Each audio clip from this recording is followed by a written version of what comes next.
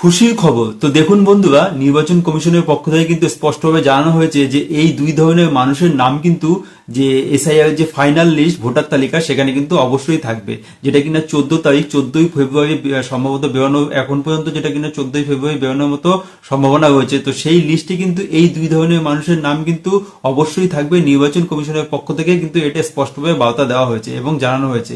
তো বন্ধুরা, আপনারা যদি ভিডিওটিতে শেষ অবধি থাকেন তাহলে কিন্তু আপনারা জানতে পারবেন যে কোন দুই ধরনের মানুষের কথা নির্বাচন কমিশনের পক্ষ থেকে জানানো হয়েছে। এবং এই মুহূর্তে কিন্তু দেখা যাচ্ছে পশ্চিমবঙ্গে যে এসআইআর আবহাওয়া চলছে তাতে করে কিন্তু মানুষের মনে কিন্তু একটি সন্দেহ হয়েছে এবং একটি উদ্বেগ হয়েছে সকলের মনে যে কি হবে, ভোটার লিস্টে নাম উঠবে কিনা। তো সেই সম্পর্কিত কিন্তু এই দুই ধরনের মানুষের কথা কিন্তু আমি বলতে যাচ্ছি।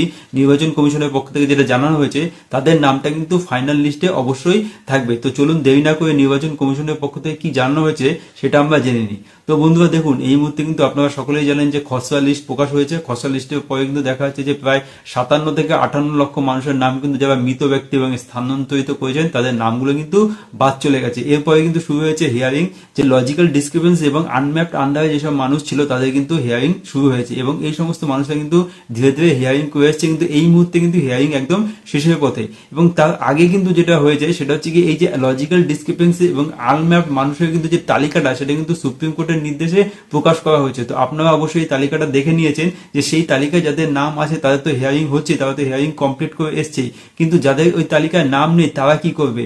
দেখুন, তাদের এই সমস্ত যেসব মানুষ আছে যাদের কিন্তু হিয়ারিং হয়ওনি তাদের কিন্তু একটি মনের মধ্যে সন্দেহ রয়ে গেছে যতদিন না পর্যন্ত ফাইনাল লিস্টটা বেরোচ্ছে। তার কারণ হচ্ছে ভোটার প্রক্রিয়া এমন একটা জিনিস যে ভোটার তালিকায় যদি নামটা না থাকে সেক্ষেত্রে কিন্তু মানুষের মনে প্রচুর একটা উদ্বেগের সৃষ্টি করেছে। তার কারণ বছরের পর বছর ভোট দেওয়ার পর হঠাৎ করে যদি দেখা যাচ্ছে যে ভোটার তালিকা থেকে নামটা না থাকে সেক্ষেত্রে কিন্তু মানুষের ভোটারে কিন্তু একটি খুবই এটা কিন্তু সংবেদনশীল একটি জায়গা এবং মানুষের কিন্তু মনে একটা টেনশন সৃষ্টি করেছে। তো সেক্ষেত্রে কিন্তু নির্বাচন কমিশনের পক্ষ থেকে জানানো হয়েছে, দেখুন বন্ধুরা, যে সমস্ত ভোটারদের কিন্তু দেখা যাচ্ছে যে কোনো রকম তাদের নামটা যেটা দেখা যাচ্ছে তাদের কাছে কোনো রকম নোটিশ আসেনি, কিন্তু এই মুহূর্তে কিন্তু আর নোটিশ দেওয়া শেষ হয়ে গেছে, আর কিন্তু কোনো রকম নোটিশ আসবে বলে নির্বাচন কমিশনের পক্ষ থেকে এখনো জানানো হয়নি।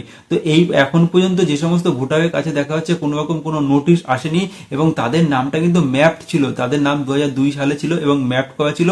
তো সেক্ষেত্রে নির্বাচন কমিশনের পক্ষ থেকে কিন্তু জানানো হয়েছে যে এই সমস্ত ব্যক্তির নাম কিন্তু অটোমেটিক ভাবে কিন্তু তাদের যে ফাইনাল লিস্ট সেখানে কিন্তু চলে যাওয়ার সম্ভাবনাটাই একদম বেশি হয়েছে।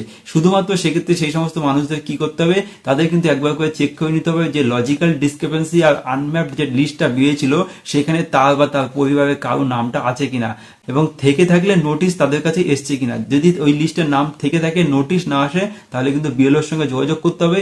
এবং দেখা যাচ্ছে যে ওই লিস্টে যদি নাম না থাকে এবং তাদের থেকে আগের থেকে যদি 2002 সালেও লিস্টের নাম থেকে থাকে, তারা ম্যাপড হয়ে থাকে, তো সেক্ষেত্রে কিন্তু তাদের সম্ভাবনা 100% রয়েছে যে তাদের নামটা কিন্তু ফাইনাল লিস্টে অবশ্যই থাকবে।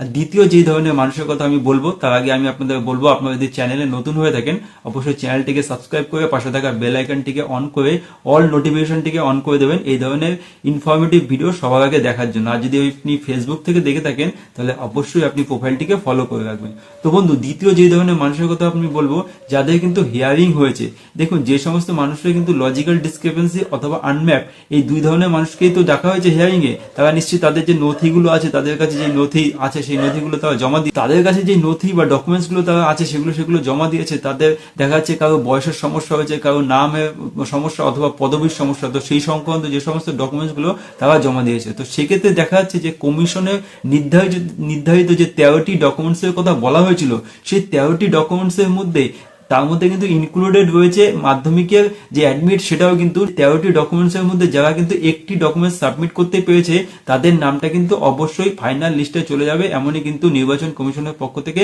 জানানো হচ্ছে। তো দেখুন, এই যে 13টি যে ডকুমেন্টস বলা হয়েছে সেগুলো ছাড়া মানুষ যদি অন্য কোনো রকম ডকুমেন্টস দিয়ে থাকে, যে ডকুমেন্টসগুলো কিন্তু বলা হয়নি নির্বাচন কমিশনের পক্ষ থেকে, তো সেই সমস্ত মানুষদের ক্ষেত্রে কিন্তু ফাইনাল লিস্টে তাদের নাম উঠবে কিনা সেটা কিন্তু বলা এখনো পর্যন্ত যাচ্ছে না, তাদের নামটা কিন্তু না ওঠার সম্ভাবনাটাই বেশি হয়েছে। কিন্তু আমি আপনাদের বলবো যে আপনারা কিন্তু আতঙ্কিত হবেন না, ভয়ভীত হবেন না। তাহলে তার কারণ হচ্ছে গিয়ে আপনারা যদি অরিজিনাল ভোটার হয়ে থাকেন, যোগ্য ভোটার হয়ে থাকেন, তাদের নামটা কিন্তু ফাইনাল লিস্টে অবশ্যই যাবে। সেক্ষেত্রে কিন্তু কোনো রকম কোনো সমস্যা হবে না। তো বন্ধুরা, আমি কিন্তু আজকে এই যে দুটি খুশির খবর দিলাম, এই সম্পর্কে কিন্তু আপনাদের যদি কোনো মতামত থেকে থাকে কমেন্ট বক্সে অবশ্যই জানাবেন। আবারও বলবো যে এই যে এসআইআর সংক্রান্ত ভোটার লিস্টে যে এখন পর্যন্ত যেই পর্যন্ত হিয়ারিং হয়েছে, সেখানে আপনাদের নাম ফাইনাল লিস্টে যাবে কি উঠবে না, সেই কিন্তু আপনারা টেনশন করবেন না।